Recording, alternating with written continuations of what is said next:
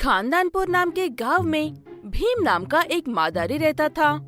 राजू के बंदर का नाम था जग्गू।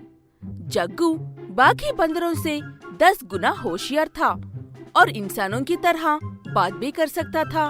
राजू दिन भर दूसरे गांव में घूमकर अपने बंदर के करतब दिखाता था और उसी से अपनी कमाई करके शाम को घर लौट कर आता था।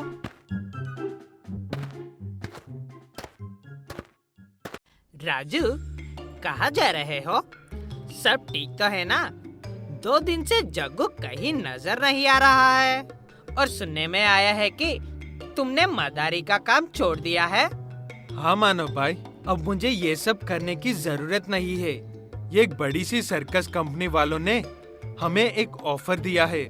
जग्गू को हर संडे को उनके पास अपनी परफॉर्मेंस दिखानी होगी।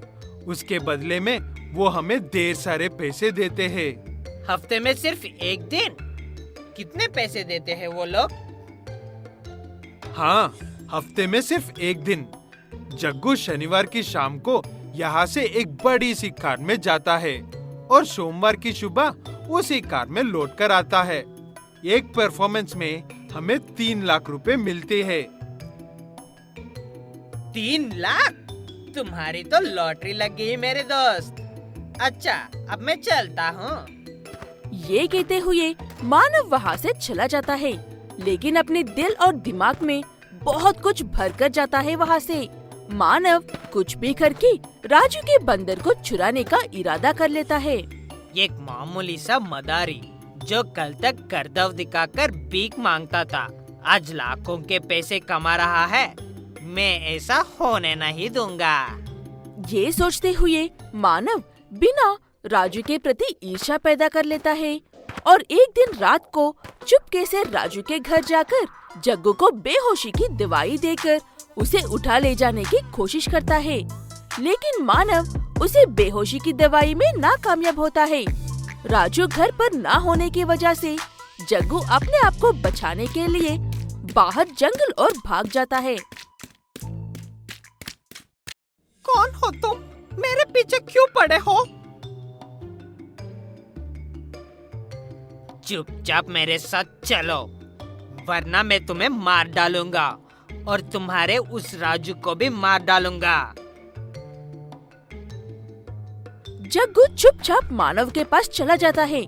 मानव उसे एक पागल साइंटिस्ट को बेच देता है और बदले में ढेर सारे पैसे लेता है। वो साइंटिस्ट जग्गू पर ढेर सारा एक्सपेरिमेंट्स करके जग्गू को एक ही दिन में मार डालता है। यहाँ पर राजू उसके लिए काफी परेशान हो रहा था और उसे हर तरफ ढूंढ रहा था। काफी दिनों के बाद राजू हार मानकर उनके पास जो पैसे थे उन पैसों से कपड़ों का एक शोरूम खोल लेता है और अपनी जिंदगी को आगे बढ़ाता है।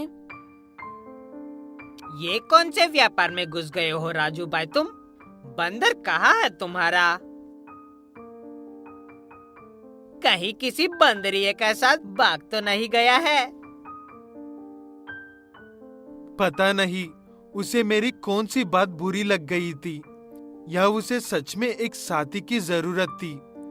जो भी हो, मेरा ये काम भी अच्छे से चल रही है। आसमान में उड़ रहा जग्गू का भूत ये बातें सुनकर काफी दुखी होता है। ये सब इस मानव के वजह से हुआ है। मुझे किसी साथी की जरूरत नहीं थी। पहले मैं जाकर मुझे दर्द देने वाले उस पागल साइंटिस्ट से अपना बदला लेता हूँ, उसके बाद इस मानव से निपटता हूँ। अपने आप में ये कहते हुए जग्गू उड़कर उस साइंटिस्ट के पास जाता है। वो साइंटिस्ट दूसरे जानवरों पर एक्सपेरिमेंट करने में बिजी था। साइंटिस्ट! अरे वो साइंटिस्ट! अपने पुराने दोस्त को भूल गए क्या? जानवरों के भी भूत होते हैं? ये बात मुझे पता नहीं था। मुझे माफ कर दो मेरे दोस्त। मैं यहाँ इसलिए तो आया हूँ तुम्हें माफ करने के लिए। बस थोड़ा सा दर्द होगा। अरे मानव बेटा, कहाँ जा रहे हो? मैं कहाँ जाऊंगा चाचा जी? खा पी कर इन गलियों में ही घूमता रहता हूँ। तुम्हारी इस बात से मेरे मन में एक सवाल आया है। राजू का तो पता है, वो अपने बंदर की वजह से धनवान बना है। तुम 2 दिन में इतने बड़ा धनवान कैसे बन गए? वो कहते हैं ना चाचा जी, मेहनत इतनी शांति से करो कि कामयाबी शोर मचा दे। मैं इस बात को गंभीरता से लिया था। अब मेरी कामयाबी शोर मचा रही है। ये कहते हुए मानव वहाँ से चला जाता है। उसके जाने के बाद वो आदमी अपने आप में, इतने मेहनत करने की तुम्हारी औकात नहीं है बेटा। जरूर तुमने कुछ तो कांड किया है। वो आदमी ये कह ही रहा था कि अब तक बड़ी बड़ी बातें करके गया हुआ मानव डर कर रोते हुए भाग कर आ रहा था। बचाओ, बचाओ मुझे, वो बंदर मुझे मारने आई है, बचाओ। बंदर, ये क्या कह रहे हो तुम?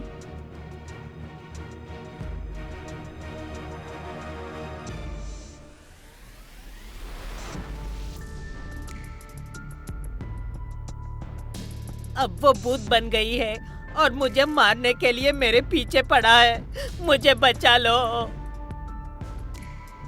बचा लो? अगर जग्गू तुम्हें छोड़ भी दे तो मैं तुम्हें खत्म कर दूंगा। उसकी कोई जरूरत नहीं है राजू। मैं उसे किसी भी हाल में नहीं छोड़ूंगा। ये कहते हुए जग्गू मानव को गले लगा लेता है और दोनों एक साथ जलकर खत्म हो जाते हैं। बुराई हमेशा अच्छाई से 4 कदम आगे ही रहता है, लेकिन एक ना एक दिन बुराई को अच्छाई के सामने झुकना ही पड़ता है। तुम दुखी मत हो बेटा राजू। मैं दुखी नहीं हूँ चाचा जी, मैं खुश हूँ क्योंकि जग्गू मुझसे कभी भी नाराज नहीं था और उसने मारने के बाद भी मेरा बुरा चाहने वालों को अंत लिखा। मैं खुश हूँ।